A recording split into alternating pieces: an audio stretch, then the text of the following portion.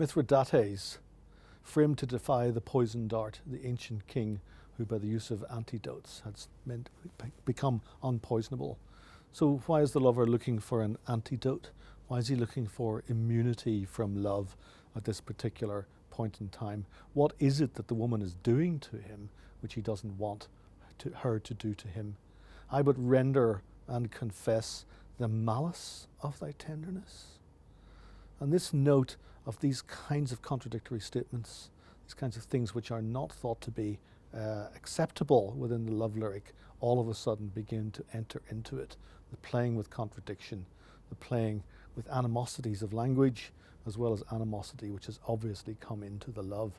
I would render, that word render, of course, is something which is given over to the other, but also something which is coming from something which is rent, something which is torn from the lover as well. By the end of the poem, we get a little Elizabethan turn again in terms of the contradiction or the paradox. A love where not be ever so little falsity.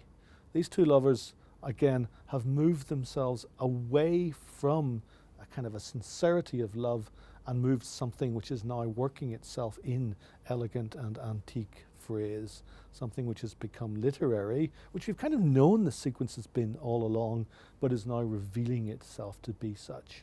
Our piping poets solemnize neither a love where may not be ever so little falsity. The falsity is the falsity which is beginning to emerge between the lovers, but it's also the falsity of fiction itself. Remember back to Shakespeare's As You Like It, the truest poetry is the most feigning.